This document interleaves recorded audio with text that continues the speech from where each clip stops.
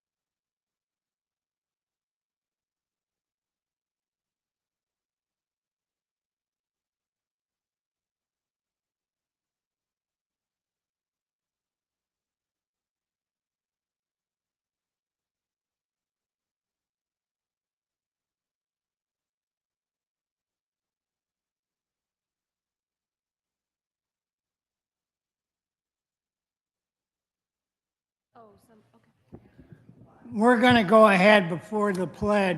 Can you hear me okay? And we'll introduce some shout outs.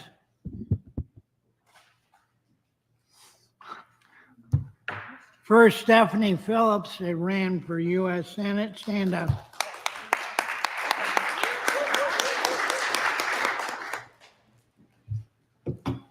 Denise Myers that's running for Reno City Council. It's important that we get somebody half conservative on that goofy council.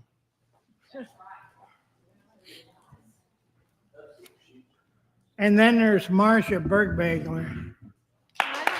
She's running in County Commission number 1, District 1. And we need to get her back in there and get rid of the fruitcake that's in there now. You said that so diplomatically. Yeah, I said it's so diplomat. You know I'm a diplomat. Don't be shy, right? Don't hold back. Don't be shy. I'm not shy. By the way, we're very short on number of people because so many of our members are on vacation. Normally, we would be dark in July, but his scheduler said that Lauren's only here in July, so we scheduled. So we'll be a smaller group, but we are going to live stream, which will go statewide, and there'll be several thousand people watching. Don't look at me. Stop. Not to get you nervous.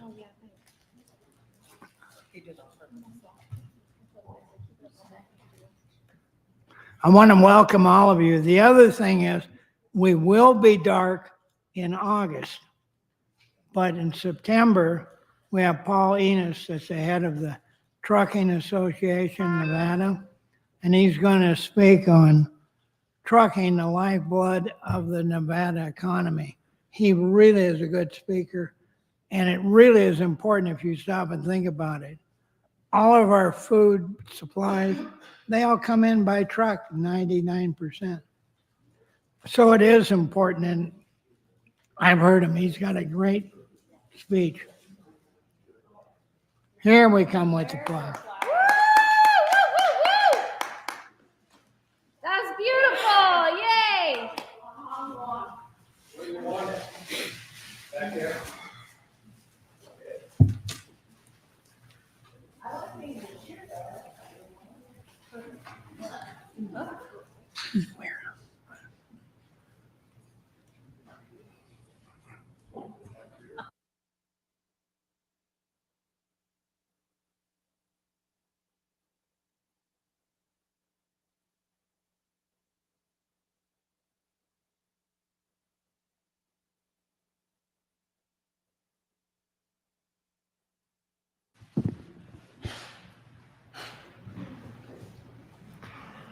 Ready? To the flag of the United States of America and to the republic for which it stands, one nation, under God, indivisible. Thank you. With that in mind, we're going to have Brooke Westlake do a rendition of America the Beautiful, God bless America. or God Bless America. I was close. Oh, yes. Bill, are you ready? Hold on. Oh, where's Bill at? Huh? Where is he? Where'd Bill go? He left us. Should we wait for Bill? Do we need him? I think he's already live. I think it's already live. Can you get Bill up here? It's already streamed. Yeah, I think we're already live. streaming. All right, we're going to have welcome Brooke, and she's going to have an announcement at the end of the scene. Thank you, everybody. So I, just a little something. I had auditioned for American Idol like 20 years ago. Didn't make it. That was totally fine. That was not in my path. And I started going to Calvary Chapel last November, and I've decided that I want to join the worship team because I've always been able to sing. One of my gifts that God gave me was singing. So I thought today it would be fun to sing God Bless America, just the short version of it, as we honor our country after everything our new president, when he gets back into office, Donald J. Trump, has been going through. His near assassination attempt. That was very hard for me to watch. The first time I saw it, I could not watch that again. It was very upsetting to me. So with that being said, if everyone will please rise for our flag. God bless America, the land that I love.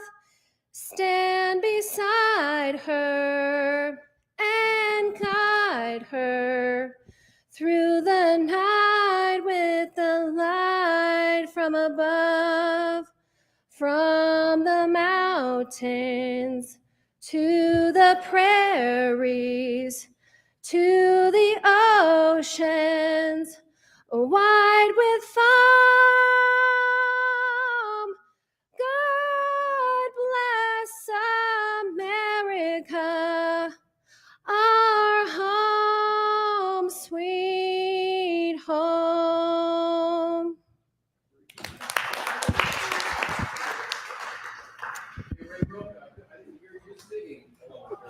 You want everybody to leave?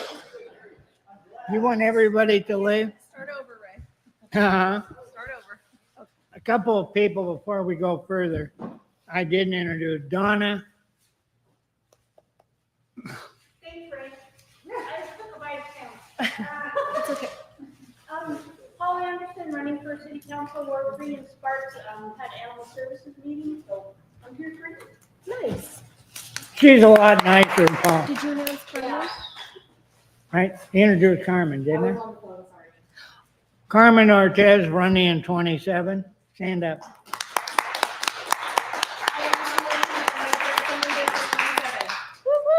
And finally, something happened. Maybe she did some good. Gianna Jax is on the library board. And by the way, they stopped all the Tutti Frutti speaking. He means Drag Queen Story Hour. If you guys aren't aware, they have canceled the next one. So we got a win. We have a win. Apparently there's some grumbling in the background and they're trying to get it back, but we're going to try to run with this win. With that being said, thank you for passing this over to me. Thank you for passing the mic over to me. I'm going to make some Go ahead announcements. and give your announcement. That's what I'm going to do right now. Yeah, okay. So some of you guys, you know me really well. I wrote out a little statement because I'm very excited with some really exciting news. My name is Brooke Westlake. I'm the owner and founder of multiple companies, but today, before we get started, I wanted to share with each of you some exciting news. In 2020, I adopted 3 words that I began to live by daily. They are connect, inspire, and learn. I never knew just how important those words for me and would be in all the things I do as a mother, a Republican, a Christian, an advocate, governor appointed, volunteer, and worker. After 20 years in healthcare and completing my master's in criminal justice, I developed and built from the ground up Women's Expos. My event company is focused on helping women in the cannabis space who want to go into the industry. I literally knew nothing about this industry, but I built my business from the ground up, grassroots, AKA the American dream. And I didn't know how much it would be life-changing for me. Yes, my editor and I do have a book that we're working on for that as well. It's called From Crowns to Cannabis, because I've held 17 pageant titles in the state, city, and national for here in Nevada. Also in 2020, I came within a couple of hours of losing my life. I suffered an emergency volvulus bowel obstruction that required emergency surgery to remove an entire section of my colon that had literally gone into a knot. Without the emergency surgery, I would have been found dead the next morning next to my children and my soon-to-be ex-husband.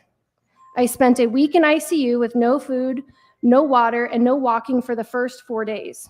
Recovery was brutal. I continued to recover for the next couple of years, and in this past last May, I had my 16th surgery for a massive hernia in my stomach. But each day comes strength. My passion for my family and my boys stemmed from coming to Reno in 1989. I lived in the Harvard Court apartments across the street from News Channel 4, 750 square feet with 5 people for 10 years. I received the bottom of the barrel education here in Reno, where our state has maintained being lowest in the nation. My gateway to college was a joke. There was no path for me, but I persevered on, completing 3 higher educational degrees, my first one in art from TMCC, and then 2 in criminal justice from UNR. Not all children have this fight in them. Not all of us can see the light at the end of the tunnel, but I encourage each of you to do so. After building my own event company from the ground up, the time has come to complete the sale of the business in 2025. I have scheduled my very last event as the CEO of that company for August of next year. As of this month, I'm happy to announce that I've accepted the next chapter of my life as a full-time donor relations coordinator for Nevada and national for the Renovation Foundation, as a nonprofit created by none other actor Jeremy Renner. Now, if the name sounds familiar to you, that's because he plays the infamous character Hawkeye in the Marvel series. He also suffered a major life-changing event in January 23 when he was run over by a snowplow. He broke over 37 bones in his body and survived. A year later, about a year ago, he found part of his passion was helping children in foster care. Their mission statement reads, "The Renner Foundation is committed to providing solid and compassionate support to vulnerable children, offering a safe haven and targeted programs to develop their skills, confidence, and opportunities. We strive to educate, inspire, and ensure essential resources promoting the dignity and well-being of vulnerable children within our community. Their future. Our vision is to build a future where every child, nurtured by love and knowledge, becomes a pillar of positive change for themselves and the community." As I dive into this next incredible chapter and opportunity, I want to personally thank Ray Rocha for being a source of a mentor. He's been such a good mentor the last couple months. I don't think you guys know that.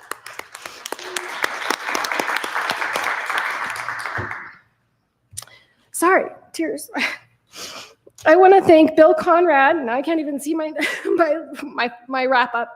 I want to thank Bill Conrad for allowing me the space to share my passion and advocacy for our community and our children. And I want to thank all of you in this room who have supported me for the last couple of years. When I ran for school board 2 years ago, I can't believe that part of my next journey is literally raising money for children in foster care. Right here in Nevada and Ashley, I couldn't think of a better God-given role for me, and I'm being blessed to connect with amazing individuals in our state and nationally.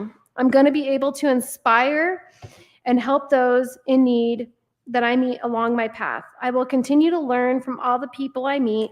I leave you with 3 words: And a tissue from Miss Stephanie Phelps. Thank you. What will you do? I leave you with these 3 words: connect, inspire, and learn. What will you do with those words in your life, and how can they help you shape your next chapter? Thank you. You know, she's very shy and very quiet. Anyway, I'll do the intro, Lauren, when you're ready. I'm two people that are part of Redmove I haven't introduced that are important. Bill Conrad, besides doing AV as president and co-founder of Redmove. Bill, stand up.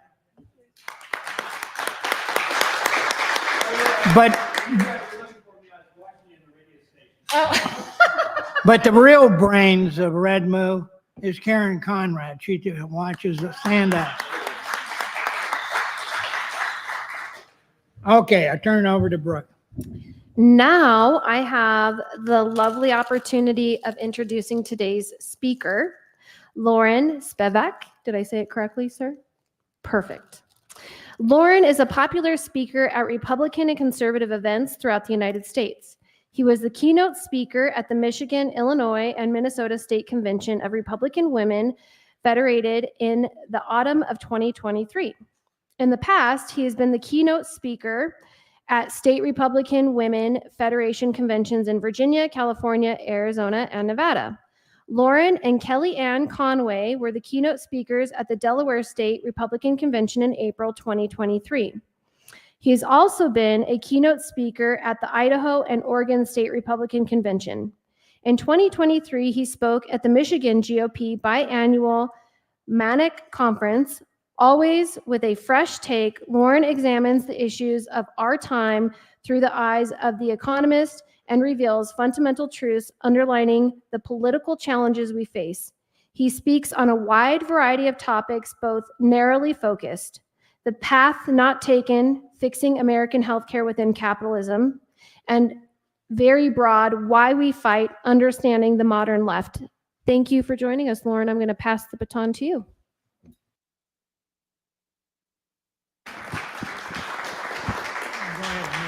Well, nice of you guys to have me. I'm going to start with a side point that's not relevant to anything, but I'm supposed to mention it. If any of you have a high school student in your life who would be interested in an online course preparatory to the AP exam in American history, European history, or French, I have a friend who's a good conservative guy who does this online. So if you're interested in that, ask me about it afterwards. Otherwise, I will move on. I speak to Republican groups and conservative groups all over the United States on a wide variety of topics, more or less related to free market economics, which means that I try to help people understand the logic of how things work. Does that make sense?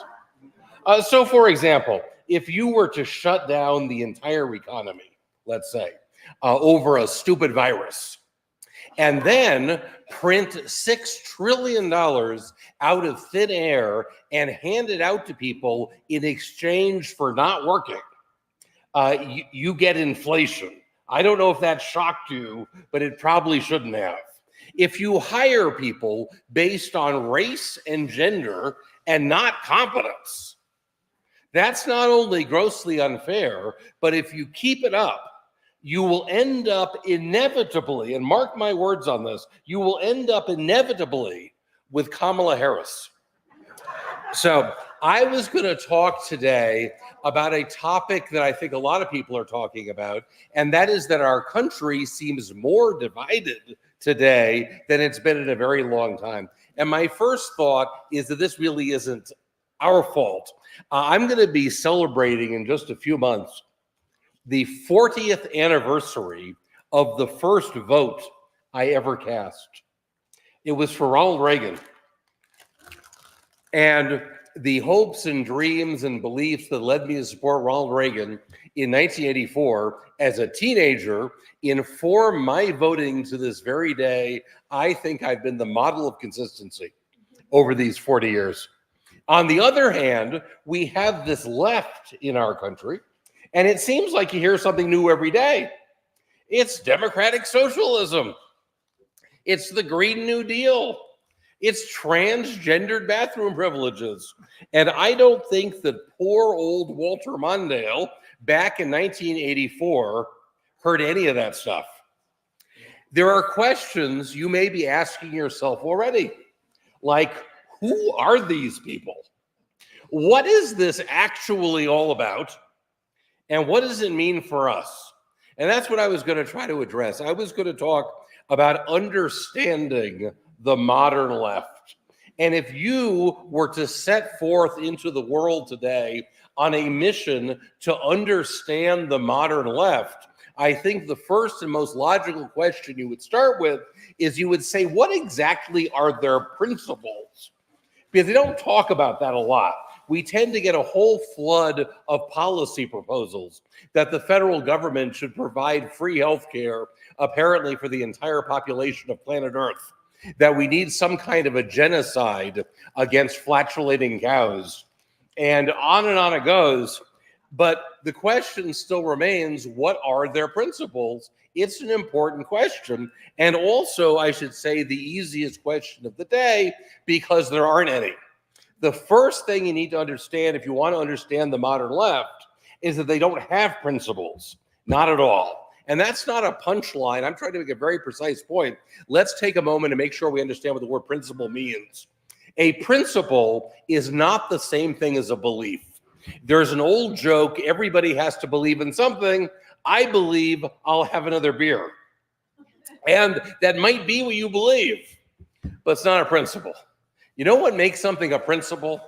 Is that it applies to everybody all the time. If it doesn't apply to everybody all the time, it might be what you fancy at the moment, but it's not a principle. Would you like an example? The 10 Commandments are principles. You know why? They apply to everybody all the time. They're thousands of years old, and yet they're as relevant today as they ever were. I don't know anybody who's exempt, and neither do you.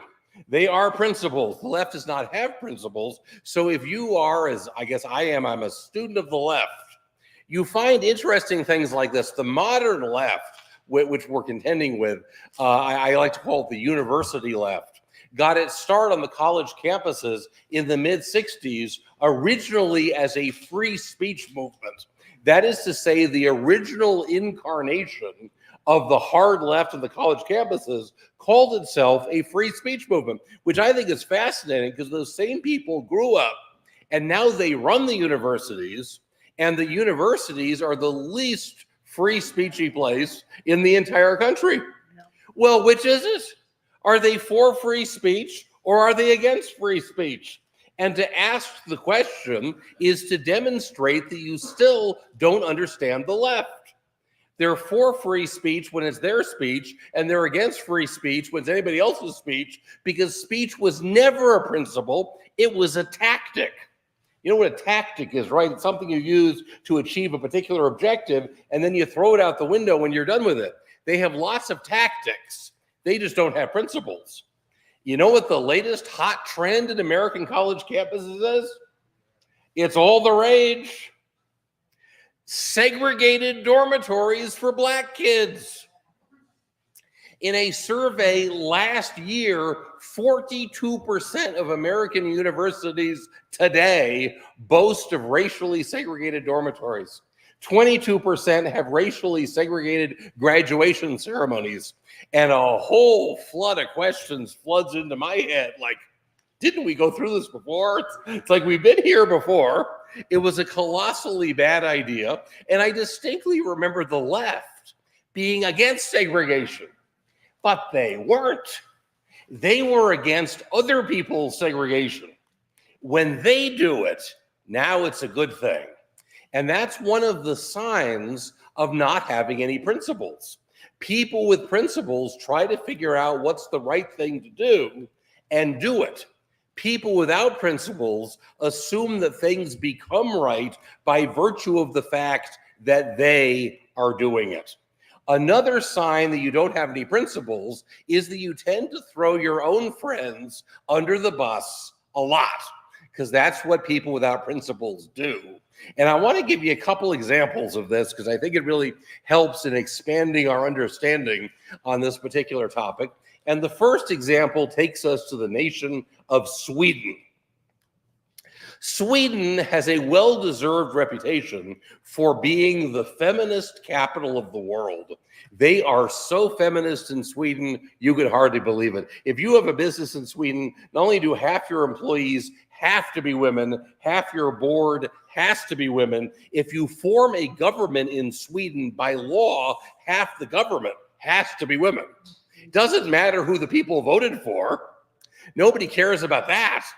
What matters is that half of everything's got to be women, because Sweden is the feminist capital of the world. And then, just recently, a really funny thing has happened. Sweden has become one of the rape capitals of the world.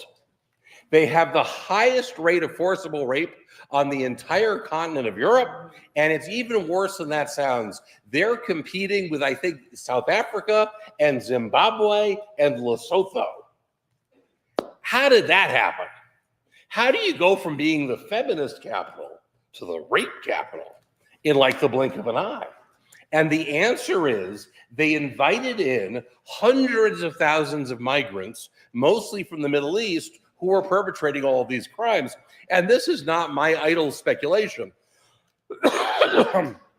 You have to pardon me a little bit. I'm getting over a cold, so I have to cough occasionally. Recently, the Swedish government commissioned a study to figure out what was going on here. And I, for one, have not seen a statistic this lopsided in, I think, my entire life. They concluded that 95% of the perpetrators were foreign immigrants.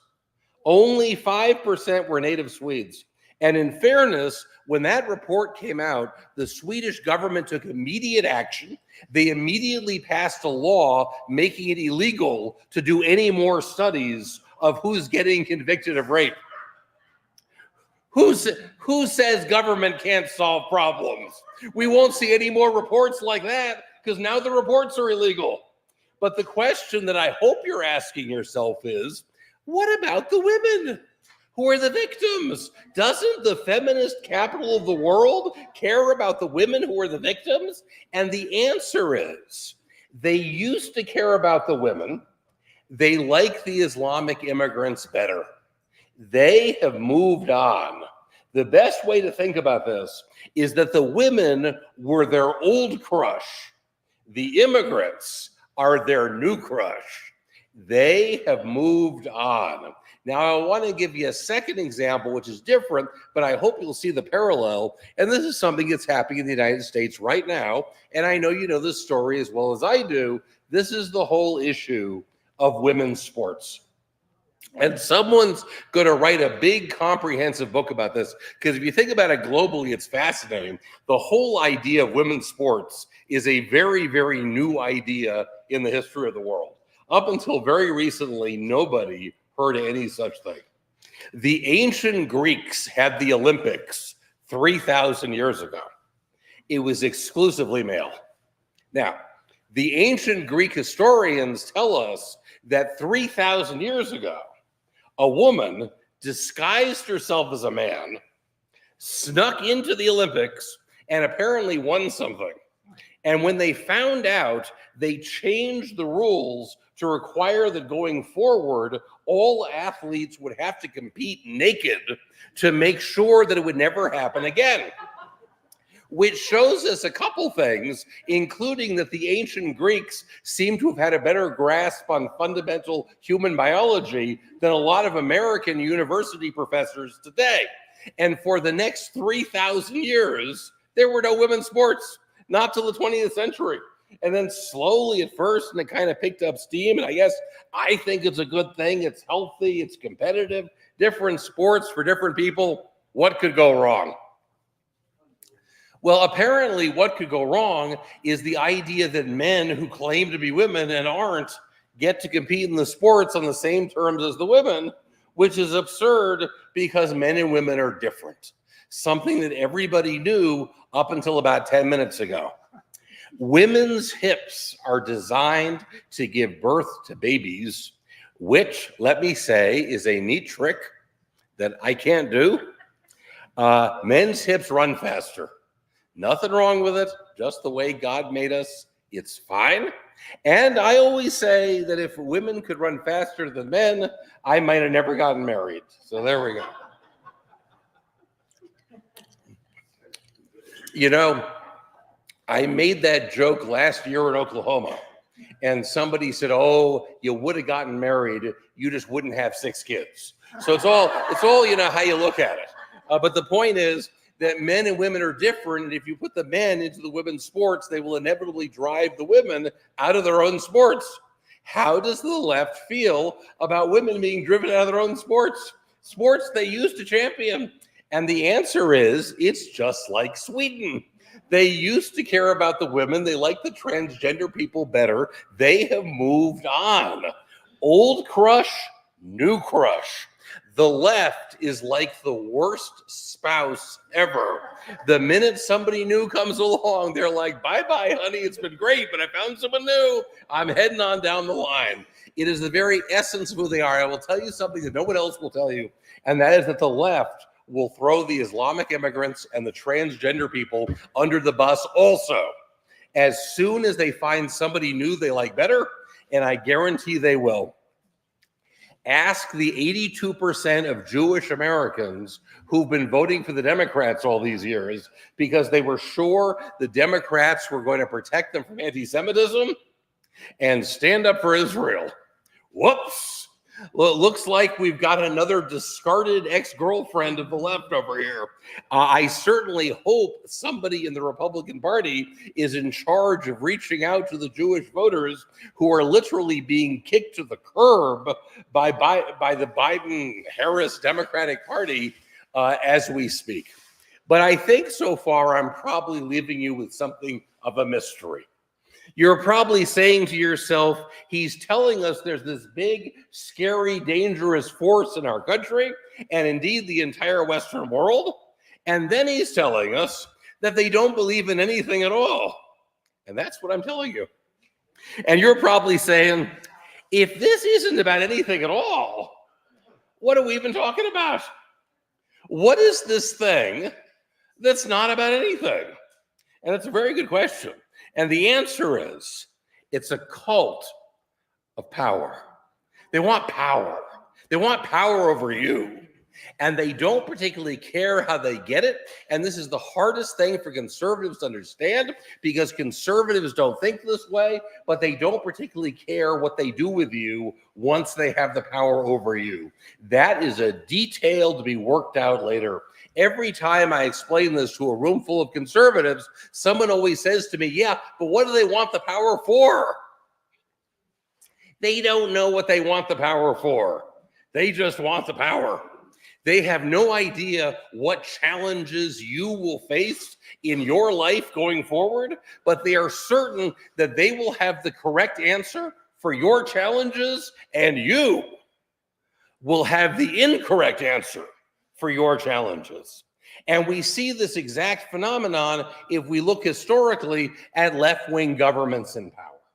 Stalin, for example, or Mao or Castro, Pol Pot, pick your left-wing dictator. They're pretty interchangeable. I'm going to go with Stalin. Stalin would wake up in the morning and he would say, you know, I had all the peasants over here working on this project. Yeah, it's okay. It's okay. Just a little absorb. All right, thank you. I had all the peasants over here working on this project, but you know what? I changed my mind. I've been thinking about this, and this project over here is a better project. Tell the peasants to stop working on this and come over here and work on this one instead. So the peasants are going to come over. Because if they don't do what they're told, they'll be shot and thrown in a ditch with the other peasants who didn't do what they were told. Okay, so they're going to come. And maybe the next morning, Stalin wakes up and says, oh my goodness, I thought of something even better. Forget both of those. Come over here, work on this project. You understand? That's a detail. What matters to Stalin is that he has absolute control over everybody's life, and nobody has any control whatsoever over their own life. And that is the goal. And if you think I'm exaggerating, I will challenge anyone here to tell me any detail of your life so small, so remote, so unimportant that the left wouldn't try to control it if they could. Shall we start with your light bulbs? How about what you eat? Are you allowed to cook what you eat on a gas stove? What car you drive? Are you allowed to drive a car at all? How you raise your kids? Or are you allowed to have kids at all? What gets injected into your arm? Tell me the detail of your life that the left wouldn't try to control if they could. I bet you can't come up with a single thing. And usually someone will say to me, you know, there's socialism. They really like socialism. Surely there must be some kind of a principle behind socialism, isn't there? And this is worth a minute, because an alarming number of our fellow citizens think that socialism is just a dandy idea. It means a lot less than what most people think that it means. Socialism is a remarkably simple concept that really has only two moving parts. There are two ingredients to socialism. The first one is that somebody out there has a vision about your life, which, by the way, is the second big difference between the way conservatives think and the way leftists think. Most conservatives will tend to daydream about what they would like their own life to be like. Leftists daydream about what they would like your life to be like. And they're leftists daydreaming about you right now as you sit here, and we're halfway to socialism already, because that's the first half. The second half is that they believe that they're entitled to use force, the force of the state, to force their vision on people who do not share their vision. And that's the other half. And you could say, well, what entitles them to use force? Well, in the left-wing worldview, if you have the vision, you are the visionary, that inherently entitles you to use force on the non-visionaries. I wish it were more complicated. It's not. The reason that Bernie Sanders is a socialist is he's got a vision of what he thinks your life should be like, and if he has the force of the state behind him, he will shove that vision down your throat. You know who else was a socialist? Hitler was a socialist. He was the head of the National Socialist German Workers' Party, which sounds kind of socialist, but let's take a closer look. Did Hitler have a vision of what everybody else's life ought to be like? Why, yes, he did. Okay. Did he believe that he was entitled to use force to force the vision on people who did not share the vision? Well, yes, again. And that's it. We're out of tests. He absolutely was a socialist. And I want to be very clear and careful here. I don't want people to misunderstand this. I'm not telling you that Bernie Sanders and Hitler have the same vision. I'm sure they don't.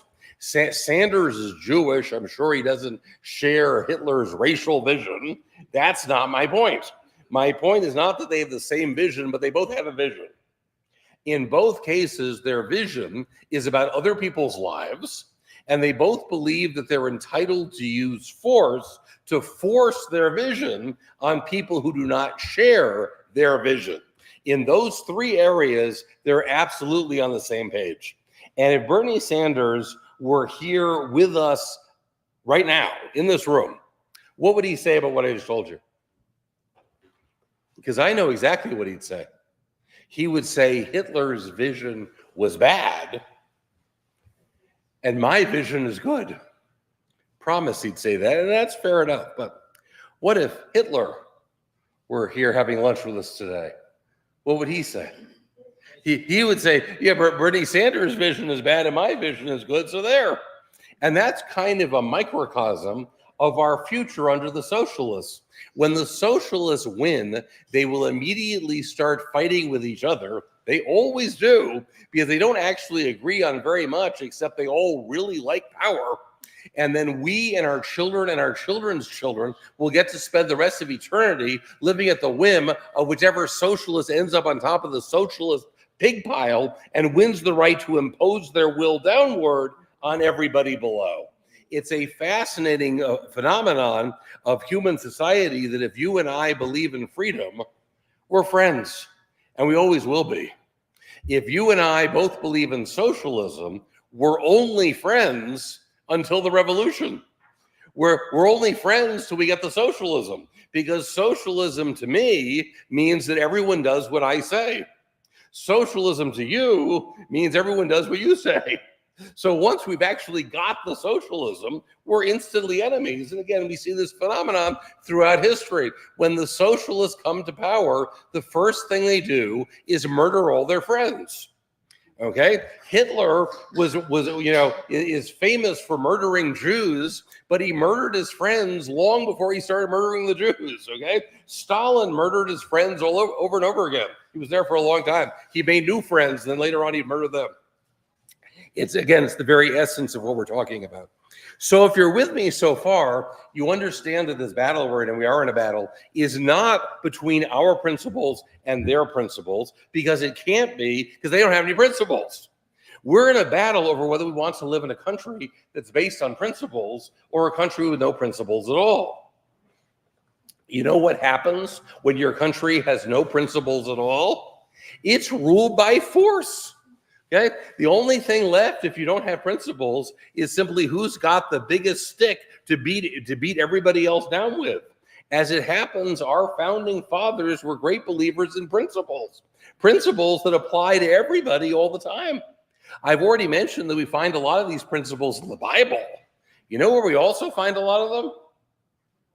The Constitution, that's right, just chock full of principles that apply to everybody all the time, which is why the left hates both the Bible and the Constitution, because it's the exact opposite of what they're about. Although they will quote individual lines out of either the Bible or the Constitution to win the argument they're in at the moment, while ignoring the rest of the document. Why will they do that? Because they don't have any principles. How are we doing? We're good for time still? Oh, yeah. Okay, I was gonna go into the second half and talk about some specific principles that I think are at stake in our country right now. And I know that every conversation you guys are going to have in this room for the rest of the year is going to be about candidates and elections, and that's good. That's important. But it's worthwhile taking a minute and thinking about some of the principles that ought to be behind everything that we're doing. So we could come up with 100, but time is limited. I was going to mention 3. And the first one came up briefly already, and that's freedom of speech. Freedom of speech has never been so endangered in the United States as it is right now. And the warning signs are everywhere. Both the New York Times and the Washington Post have written multiple editorials to the effect that freedom of speech has got to go. Okay?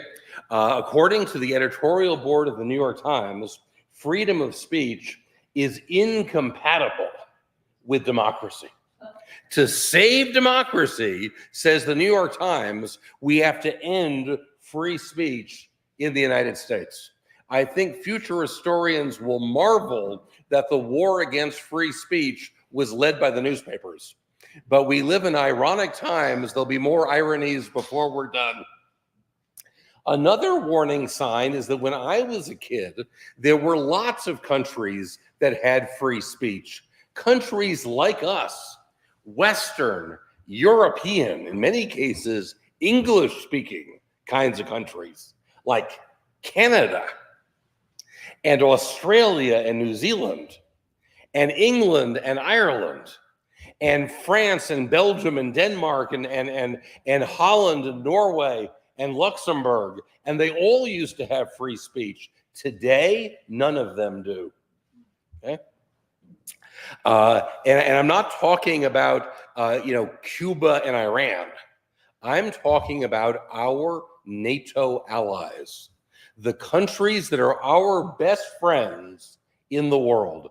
There are 31 countries in NATO beside the United States. How many of them do you think have free speech today? None. Not one of our NATO allies has free speech anymore. They all used to, but not anymore. You might want to ask yourself, how did free speech end amongst our NATO allies, the countries that are our best friends in the world? Because it's probably how it's going to end here, don't you think? And the answer is that when the left successfully came to end free speech amongst our NATO allies, they said, we're not going to get rid of nice, happy speech. You can talk about how nice the weather is. That's no problem. We're just going to get rid of hate. You don't want hate. You don't look like a hateful person to me. You're not going to miss that old hate, are you? Well, let me tell you what that means in real life. What do you think is the biggest political issue in Europe today? And I mean the whole continent of Europe, from the Urals to the Atlantic. And when I say today, I don't mean like today. I mean the last 10 years and the next 10 years. This entire generation in the entire continent of Europe, what do you think is the biggest political issue? It's not even close. It's immigration. That's right.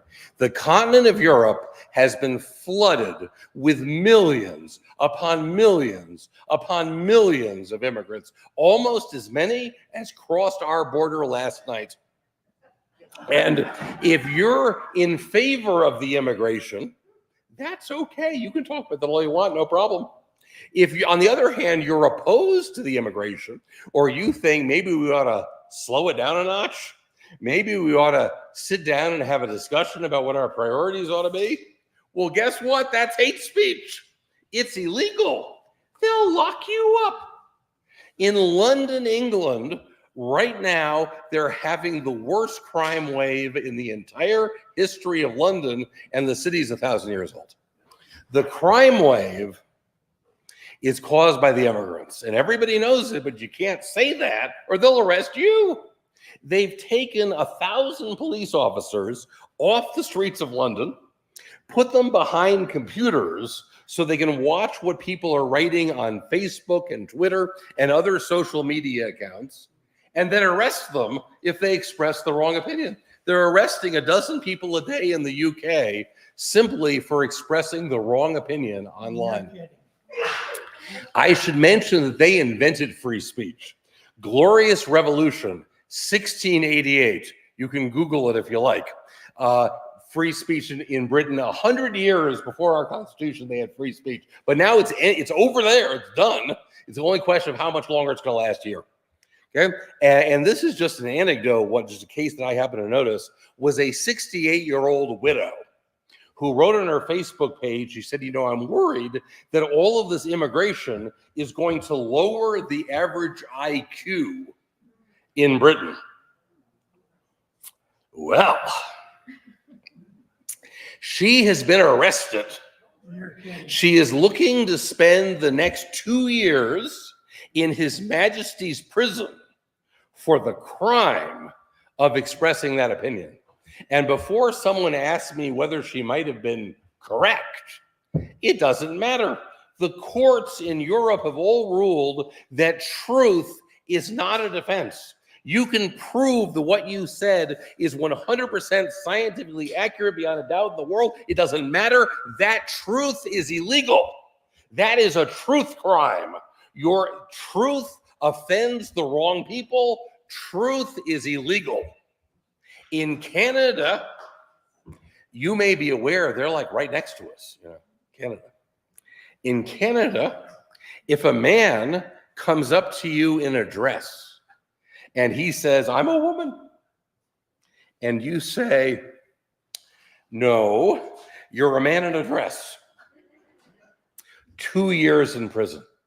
That's a crime in Canada. You are required by law to agree with them. You don't agree with them? I hope you like orange, because that's the color you're going to be wearing for the next 2 years. And I have to keep updating this because, like, every time I turn on the news, new stuff happens.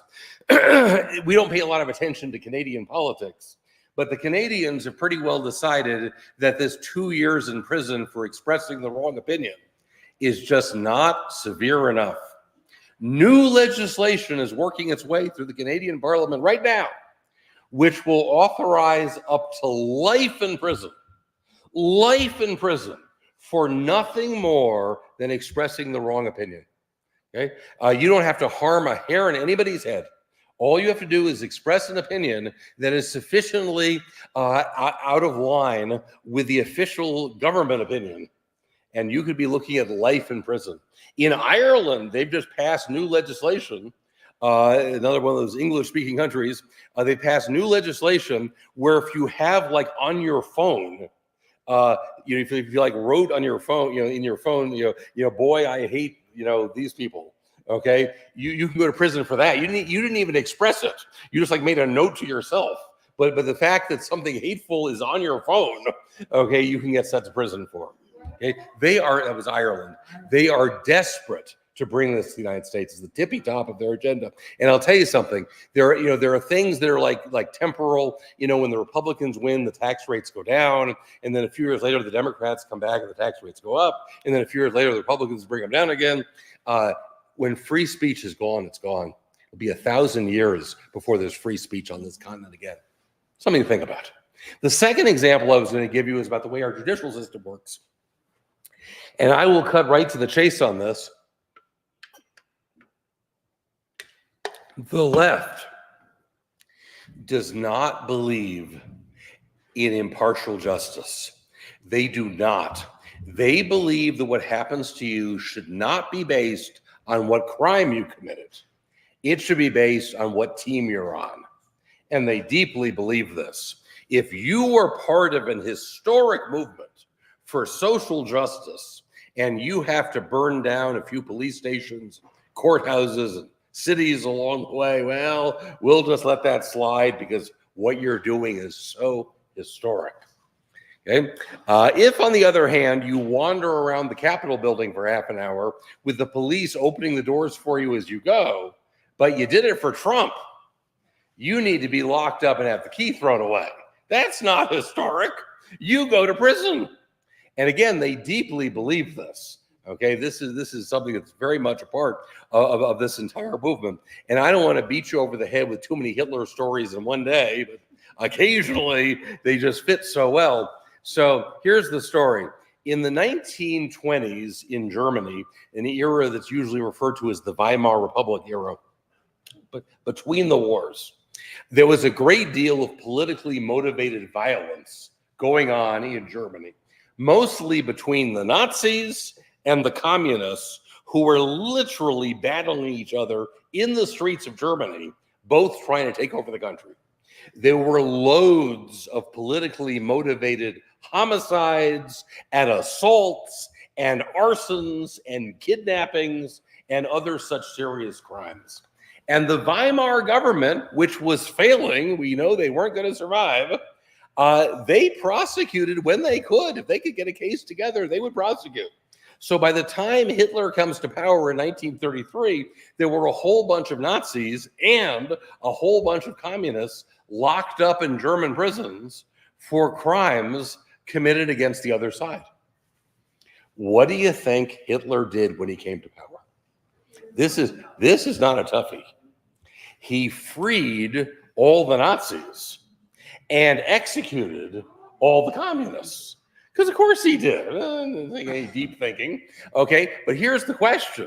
What would have happened had the communists come to power in 1933? I mean, history could have been different. It could have been the communists. They were both trying to.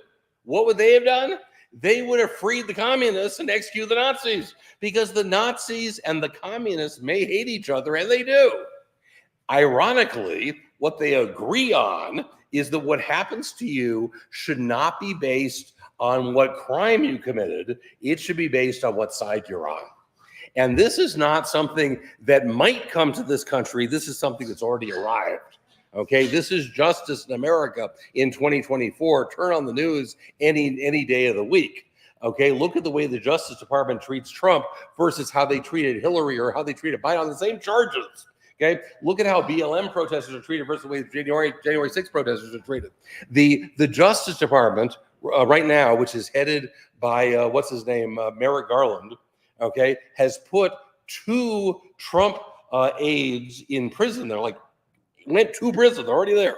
One of them got out for contempt of Congress. You know who also is in contempt of Congress? Merrick Garland's in contempt of Congress, okay? But he's not going to prison because he's on the right team, okay? This is justice in America today, and it's the tip of the spear of what's turning us into a third world country. The final example I was going to give you of a principle is capitalism itself. One of the things that often drives me crazy about particularly a lot of young people today is they seem to think that there's like 197 different economic systems to choose from. I say, what economic system would you like to have? And they say, well, let's look at the menu. Let's see what we got here. Number 42 looks good. That's my first choice. 113, there's my second choice. Well, that's nonsense. There aren't 197 economic systems to choose from. How many economic systems do you think there are in the entire universe of possible economic systems? There are 2. Sorry, it's a short menu. There's 2 economic systems out there. The first one's called capitalism. You know how that works? You leave people alone. It changes all the time. But if you're leaving people alone, you got capitalism. Which is not to say that capitalism doesn't have any rules. It does have rules, but the rules of capitalism are really clear and really simple. And most of all, the rules of capitalism are principled. The same rules apply to everybody all the time. Would you like to know what they are? You can't steal stuff. You can't hurt people. You can't threaten to hurt people. You can't lie to people about what you're selling them. You can't say our burgers are 100% pure beef and they're actually made of ground up alley cats or something, okay? All right, a little too soon after lunch for that one, I'll grant you. But those same rules apply to everybody all the time. They apply to the richest people, the poorest people, everybody in between. Same rule. The results are different because people are different, but the rules are the same. The socialists have no such principled rules because the socialists are trying to manipulate you into what they think is the right ending place for you to end up. They will change the rules on you 100 times before breakfast every morning, trying to maneuver you into where they want you to be. And there's more. The socialists claim to be egalitarian, that all they want is equality for everybody. But if you understand that socialism is somebody with a vision who wishes to impose his vision on everybody else, whether they agree with it or not, well, everybody can't do that at the same time. That doesn't make any sense. If we become a socialist country, do you think that you will be able to impose your vision on Alexandria Ocasio-Cortez? Who do you think you are? You're not the visionary. She's the visionary. She's got the vision. She does the imposing. You were here to be imposed upon. And you better get that through your head right now if you're going to make it in our new socialist country. Okay? The socialists also promise everything. Free health care, free housing, free education, free everything. And they deliver nothing.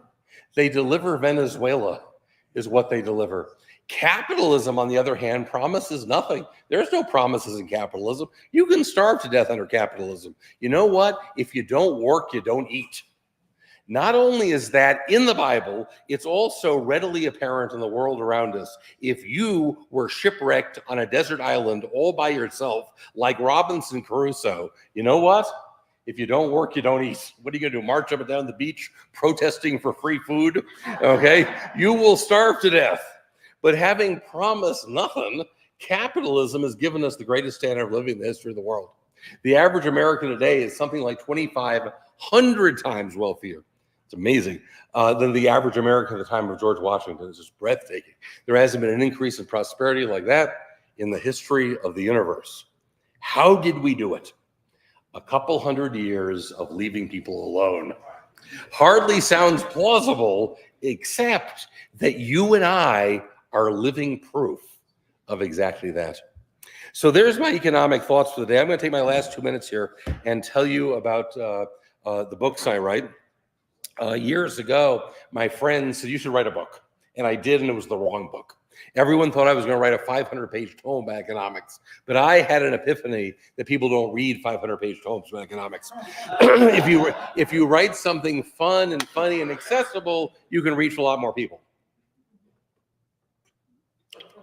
So my first book was called The New Democrat. It's a parody history of the Obama administration done as the Cat in the Hat. I'm guessing everyone's read The Cat in the Hat. It's like Cat shows up uninvited at this middle-class American home. What's he do when he gets inside? He wrecks the place. And it was kind of like Obama. And then he's got these two friends, Thing One and Thing Two. Do you remember? They wrecked the place even more. They became Pelosi and Reed. And I realized that, not to offend Senator Reed in his home state or anything, I was writing the first history of the Obama years, all does The Cat in the Hat. I got my first book review, Salon.com, said that this was the most twisted piece of conservative propaganda print matter out there. And I was touched. That's on the cover now. And I was moved to write my second book. Who's read The Lorax by Dr. Seuss? Dr. Seuss, by the way, was a huge leftist, lifelong member of the American Socialist Party. Of course he was. And The Lorax was his environmentalist book. It's about an evil capitalist called the Onceler who cuts down trees and makes consumer goods. And we are taught that that is bad, bad, bad. He drives the trees to extinction.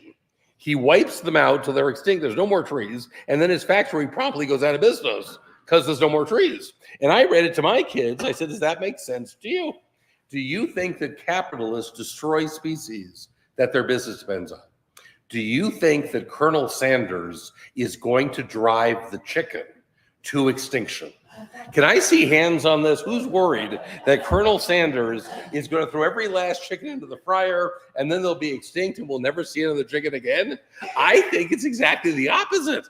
I think Colonel Sanders cares more about the survival of the chicken species than anybody on the planet, including the chickens. He's got billions wrapped up in this. There are going to be more chickens as long as Colonel Sanders has anything to say about it. So this was a book that very much needed to be parodied. Mine is called The Gorax because it stars Al Gore as the Lorax character. And it's about how America used to be free and prosperous. And then the environmentalist wackos came along and started driving everybody out of business.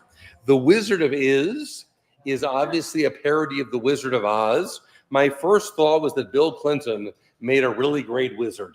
Because as you recall, the original wizard is a fake.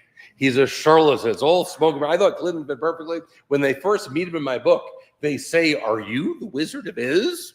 And he says, it all depends on your definition of Is. Hillary is the Wicked Witch. Oh, do you remember the Cowardly Lion? I replaced him with a Cowardly Rhino. Ooh.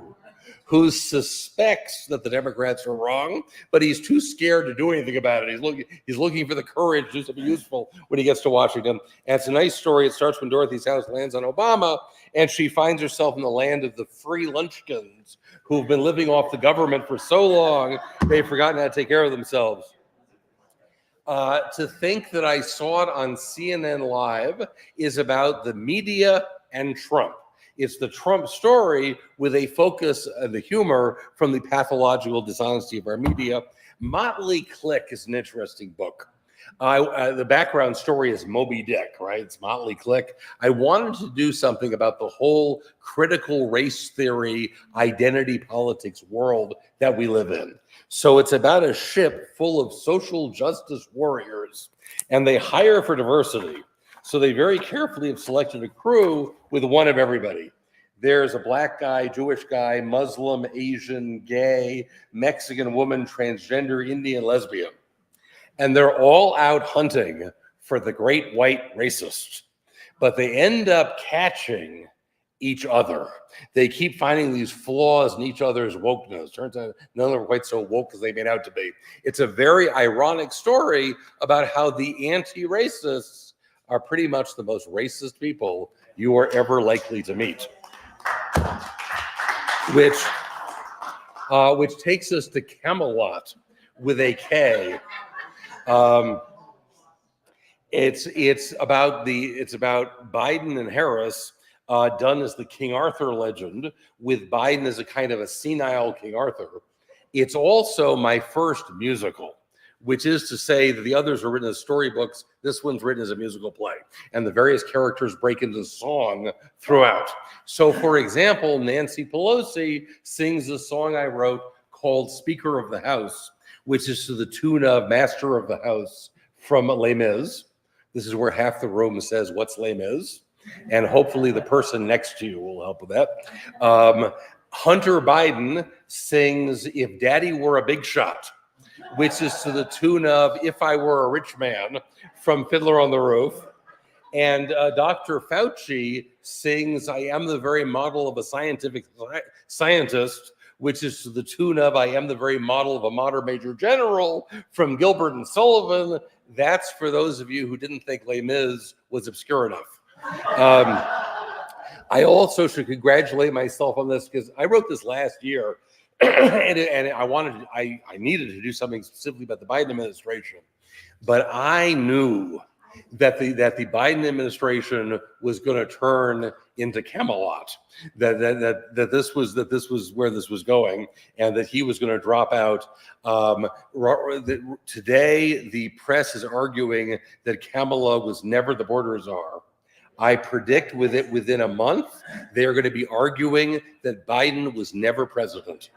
That's a Republican lie. They are trying to trick you when they say he was president. He never was. Is where they're going, and that's kind of what this book is about. Oh, by the way, I actually have one more. My seventh book is done. It's beyond production. They're shipping it to me, and it will arrive at my house in about 2 weeks, which is when I'm going to arrive at my house. So I started taking orders on it. If you want, you can order it and I can send it to you. My seventh book is a parody of the LGBTQIA plus minus divided by sign movement. It's a parody of the fairy tale called The Fisherman's Wife. And some people are familiar with this, some people aren't. The Fisherman's Wife, it was a favorite fairy tale of mine because it's a simple, poignant story about pushing things too far. Fisherman catches a fish, and the fish says, I'm a magic fish. Let me go, and I'll give you a wish. So he lets him go, and the fisherman says, I live in this old ramshackle, broken down hut with a leaky roof. I'd like to have a nice modern house where the roof doesn't leak. And the fish says, you got it. Wish granted. It's there. It's waiting for you. Go home. Your new house is ready to go. And so he goes home and he tells this whole story to his wife. And his wife says, that's it? He would have given you anything? And all you were worried about was the roof?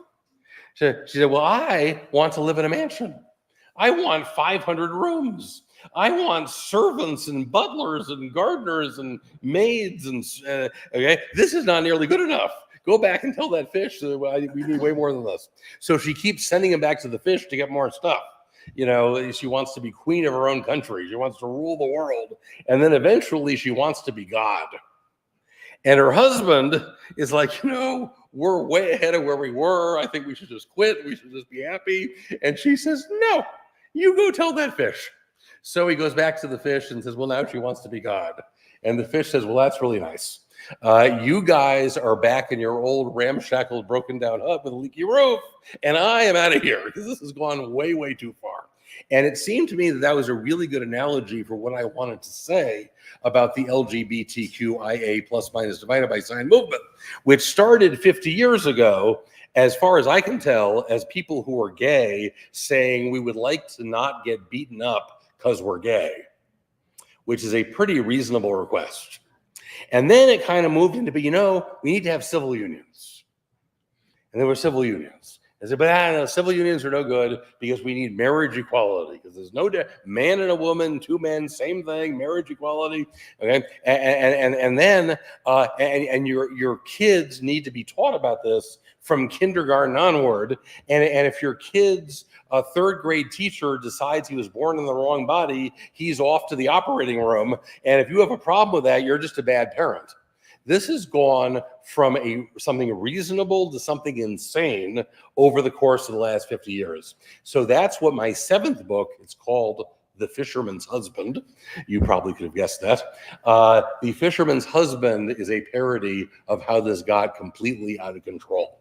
So that can be ordered and you'll have it, in a couple weeks if you like. The others are over here. They make fun, unique gifts for conservative people, if you happen to know any. They're not in stores, so whoever you get it for doesn't have them. And it helps me do what I do, which is travel the country and share these thoughts with nice folks like yourself. And what was I going to say? It's also, it's weird to think about this, but the year is more than half over. We're halfway to Christmas already. So if you think about the people you buy Christmas gifts for anyhow, somebody would like them. So anyhow, it depends on what kids we're talking about. A 5-year-old is not going to get it. Teenagers who are into politics would get it and like it. So are we there? Do you want me to do questions? You want me to sit down and be quiet? I'm going to make just a couple announcements and then we want questions for you. But yes, those would be good gifts because my 14-year-old, I've shared this story. He came home one day and I said, do you have a crush? You're 14, you're in middle school. It's so exciting. And he goes, no, they're all gay. And I said, no, they're not. And he said, Mom, they're all gay. And I assured him they were not. I think you should do a parody on Disney books as well. Making, take Pinocchio. That's a great one. Take that one and run with it. Book number 8. I see it in your future. Interesting that you mentioned that, but go ahead. So I just wanted to make a couple announcements before we go into questions. That was phenomenal. Can we give him a round of applause? There were a few people we missed announcing before we got started. Joni from Reno Republican Women is here with us today. We also have Jessica Glover and Roy Stotzer, who ran for Reno City Council, are both here. Matt Bueller walked in the door. I saw you, Matt, who ran for the Board of Education here in Nevada. And lastly, we have Nicholas St. James, who, John, how did I say James? Sorry, I wrote down James for some reason. Nicholas St. John. I know, I was listening to all the things. So from Washoe Patriots, and we just want to make sure that we did a little shout out. And now I'm going to open up the floor for any questions that you guys have for him. Just make sure, I'm going to turn this off because only one mic should be on a time. That's why we're getting back feed. So will you hit that, can you turn that off and then let her ask the question and then turn it back on?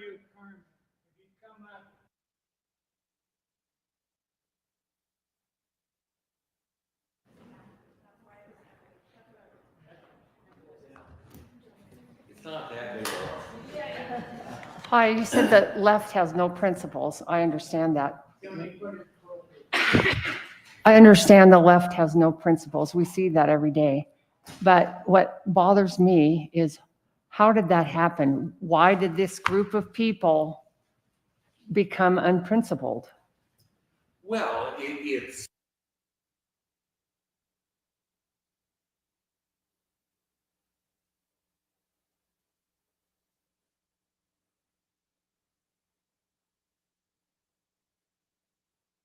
they tend to have a kind of mass delusion that since I know what's right, everyone else must know that too. And you hear, if you listen to leftists talk about this, they will say things like this all the time, that everybody understands that this is what the fair wage ought to be.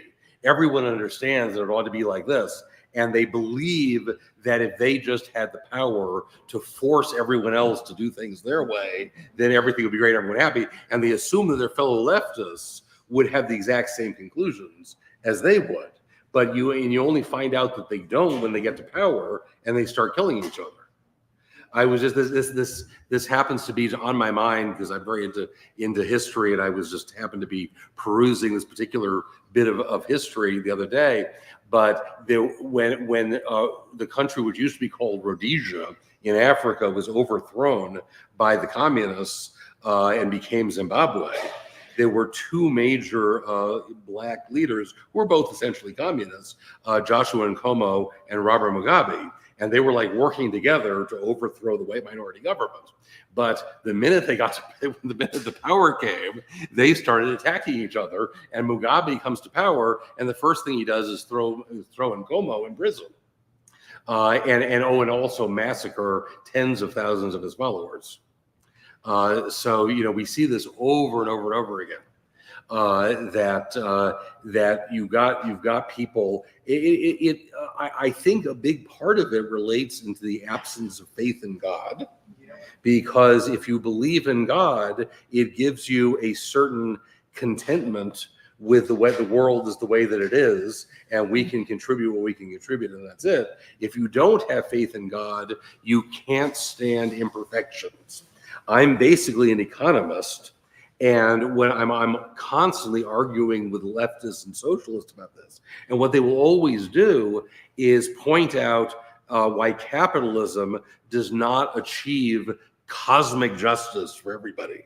They say, how come baseball players make more than school teachers? That's just not fair. That's not cosmic justice. And the answer is, it's not the job of the economy to give us cosmic justice. Okay, that's not what it's there for. The job of the economy is to put bread on the table, is to get the things made that people need. Our capitalist economy was never intended to achieve cosmic justice, but it gets the bread on the table. Okay, when you move into the socialist system, where to get cosmic justice, the bread no longer shows up. Okay, is what happens, because they've completely missed the point, which is that's what it's for. You want me? You guys are kind of occupied. You want me to call on people, or? No, come on up. No, go ahead. Just come up to a microphone. So we want you to come up to the microphone because we want to be able to hear it on video. Yes, the room is small, but yes, come on up, come on down. I'm fascinated with the fact that European countries, the people, not the governments, but the people who live in European countries would roll over and allow that to happen. Do you see that happening in America, or do you see civil war?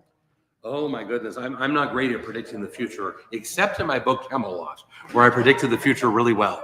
I think that this is very dangerous, and the fact that we are very much against the direction the world is moving in is very alarming. All 100% of our European allies think that we're just behind the times. That any minute now we're going to wake up and realize how stupid freedom of speech is, and that once we get rid of it, everything will be great. They really believe this, and you hear this over and over and over again. So we're very much against, where the wind is blowing on this one. So I'm not sure. Polls show that you could pretty easily get the majority of Americans to go along with getting rid of free speech. Now, the one thing we have is this Constitution, and this idea that the Constitution is more important than the majority. Okay, if the majority of people in America say, well, we've decided that you're practicing the wrong religion, this is the official religion you must now practice. Okay, you say, no, this is America. I don't care what the majority thinks. Okay, I will practice my religion, and the majority can go play in traffic. That to me is what America is about. So the reason the European countries lost their freedoms is that they never had this kind of written constitution the way we do. The question is how long that'll hold on if you have a majority against it. The most obvious way freedom of speech could end is if you got, right now we're happy that we have a decently solid, not rock solid, but decently solid conservative majority on the Supreme Court. But if a President Kamala appointed a couple justices to replace a couple conservative justices, you would not be very hard for the Supreme Court to say, well, freedom of speech doesn't really mean freedom of speech. That was just an expression. It really means something else. And then it just gets interpreted away. That is the quickest path I can see to the end of free speech in the United States. And again, once you've accepted that, you're not going back there again. The whole point about principles is they've got to be solid principles. Once you've gone beyond that, there's no getting back to them. Yes, sir. Freedom of speech is a big thing for me, and we are fighting it now at the county commission, where I was bringing in signs. Now, granted, the sign said something that our Queen Tyrant Hill didn't like because it said Queen Tyrant Hill. The reason I said Queen Tyrant Hill is because she acts like a queen and she's a tyrant. And in order to prove my point, she has now posted a sign out front that says no posters, no banners, and no signs. Nothing like solidifying my position. It's one thing to be able to point out problems. It's another thing to come up with solutions. What kind of solutions are you coming up with on how we can reclaim or keep our freedom of speech intact? Well, we're talking about big cosmic forces, that exist in our country and indeed the entire world. It's interesting how in the modern world of communication, social trends in one country start popping up in other countries. They were like, for example, Black Lives Matter movements going on a couple of years ago in countries that didn't even have black people. Okay, because it's just like this was the in thing, so everyone wanted a piece of that action. There's a bunch of stuff. I think the fact that we have an active conservative movement in this country is incredibly important. It's important to understand that the Conservative Party in Britain, for example, which just got its head handed to it in the last election, they got massacred in the last election, not because they were conservative, but because they weren't conservative. Okay, the Conservative Party decided to abandon everything conservative and just be the party of global warming mitigation and COVID restrictions. Like that's all they cared about. All that Margaret Thatcher stuff about capitalism and freedom, that was out the window. And the voters there's nothing to be said for you anymore. You're useless. And so they got the worst defeat they've had since I believe the 1700s. It's like only in Britain can you say stuff like this. They had the worst election loss that's happened in 250 years for the conservatives in Britain. So it's that we have movements like this is very important. I personally think that the public schools are beyond salvation. Yeah. I think they are completely gone, and I think you need to get your kids, if you love your kids. And by the way, I really have never said this to anybody because I don't like to announce these things ahead of time. But you having said what you said, I just can't resist it. My 8th book, which is about half done, actually is a parody of Pinocchio. So speaking of predicting the future, it's a parody of our public school system. And it's based on Pinocchio because Pinocchio is a whole story about the importance of going to school, right? That's what the story is. So that was a logical mix for me. That one's not going to be out till next year, okay? That one you can't pre-order. But next year we will have the Pinocchio book. Since you said that, but I think if you love your kids, you need to get them out of the public schools. And there's all private schools, Christian schools. Homeschooling is a huge movement in many parts of this country. There are these whole homeschooling cooperatives. where like you have a whole neighborhood of people, and Mr. Smith knows a lot about history, and Mrs. Johnson knows a lot about math, and they pass the kids back and forth, and it's great, and the kids are better educated and more socially well adjusted. I know homeschooling groups that have yearbooks. Homeschooling groups have proms, okay? There is nothing which you cannot duplicate in a homeschooling environment. And it's really beautiful. And it's that kind of power of freedom that I believe is what, if the United States is going to survive, what Europe is not surviving right now. Europe is failing. If we're going to succeed, it's because of that kind of energy. There is no movement like that in the European countries that are most similar to us, but there is here. And 300 million guns in private hands are also a very, very positive thing. I was at a gun show in Texas, and I saw what maybe my favorite T-shirt ever. It said 100 million gun owners, 300 million guns, 55 billion rounds of ammunition, and then it said, if we're the problem, you'll know it. We're going to take one more question and then we'll wrap up because we're actually over time because you were just amazing. And I agree. If you can, as a parent, pull your children out of the public schools, that's the struggle though. I was married to a Democrat and we share 50-50 custody. If I pull them out, I'll get hauled into court and I'll lose custody of my kids. So there's another dynamic that is going on where parents can't always just pull. I've given him every option and he's like, no public school, no public. I'm like, of course you want public school. You don't want to pay. You want your child indoctrinated. But I agree. The co-ops are great. We have a couple here in town that have been really wonderful. But yes, absolutely. So we'll wrap up with Roy's question and then we'll have you in the back if you want to buy his books. I want one of every book, by the way. And you guys take photos with him, but we'll wrap up with Roy's question. So I think the will to power is a great explanation for the motivation of the leftist politicians and the activists. You know, my question relates to the people that vote for them. It seems to me that the appeal that they make when presenting their issues and how they want to approach government is they make an appeal to emotion, almost purely, while ignoring second and third order effects. Like us as conservatives, often that's where we get on the other side of it. The surface level appeal to emotion is very convincing for somebody who doesn't think beyond that. How do we become better salesmen as conservatives to convince those that might be on the sidelines that if we do these policies, bad things will happen in the future?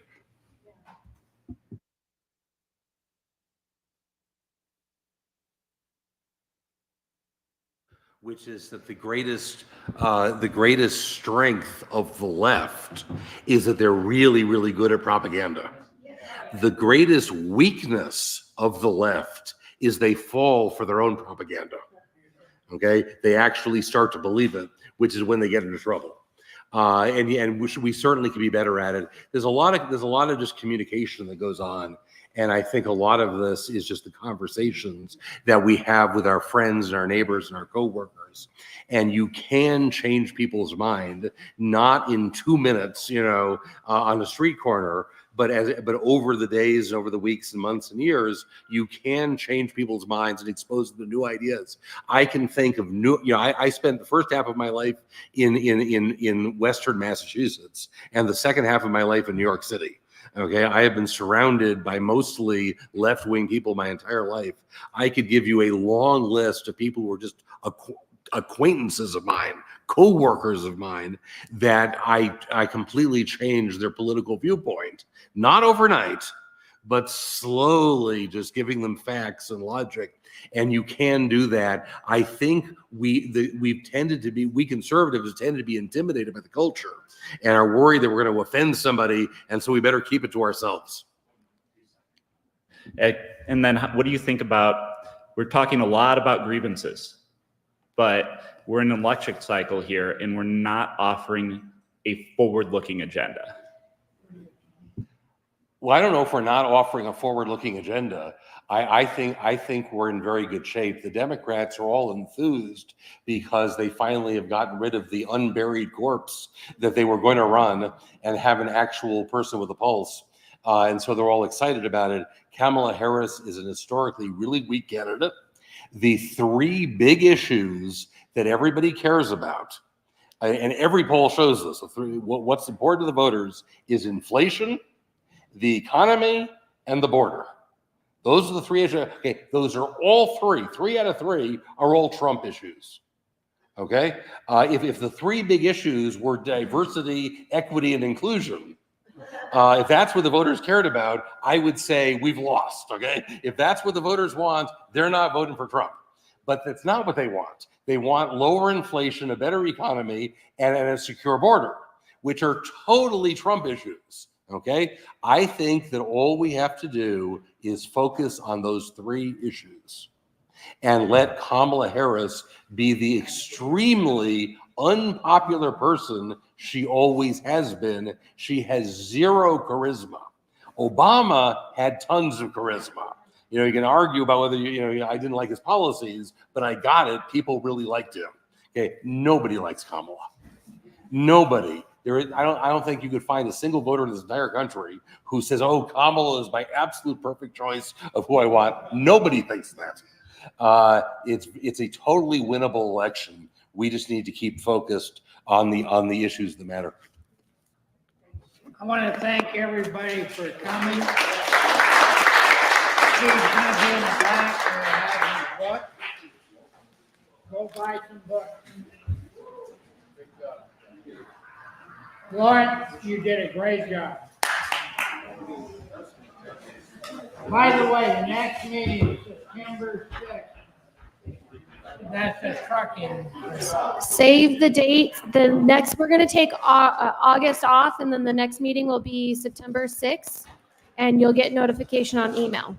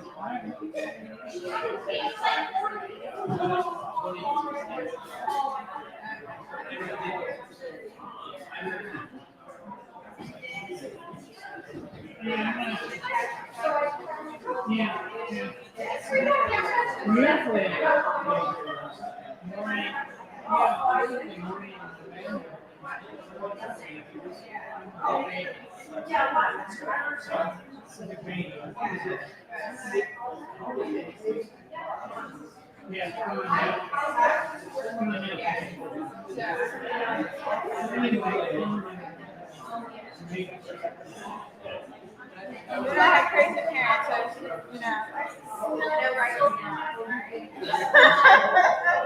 Well, thank you. You want my?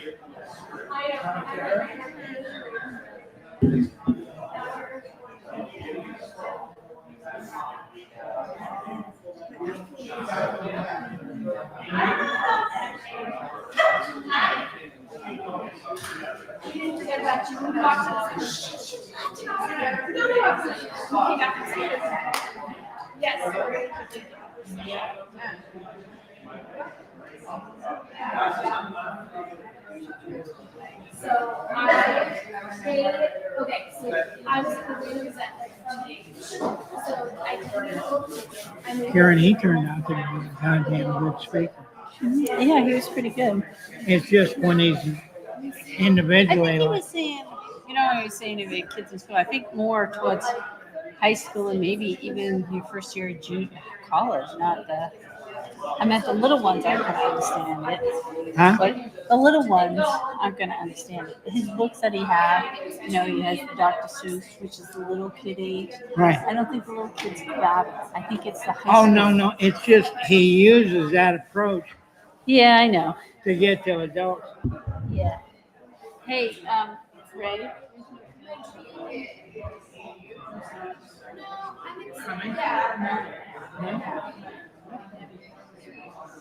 It's more like now I'm going to use my use my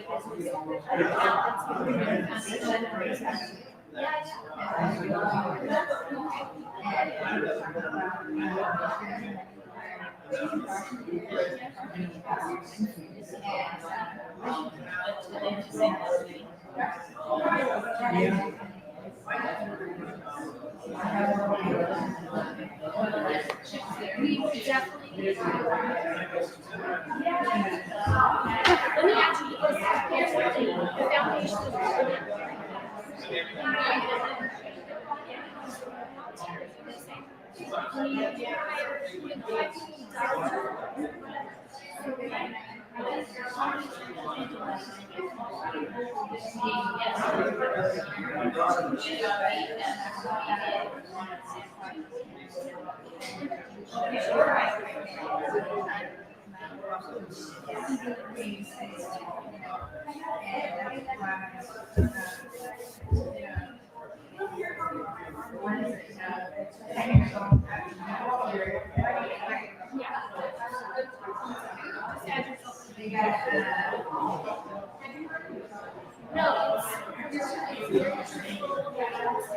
I am aware of that.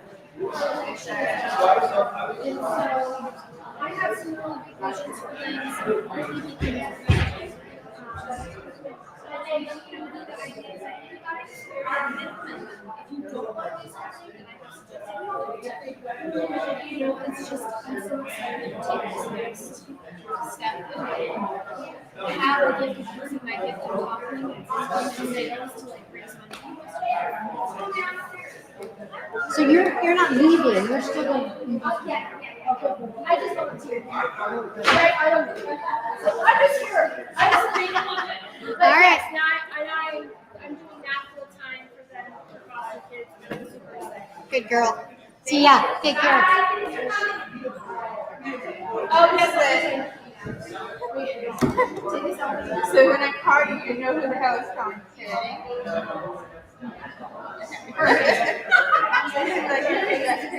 Like I definitely know how to say. taking your name multiple times over and over and over again because I have all these lists of things that are running. Okay, I'm actually not too bad.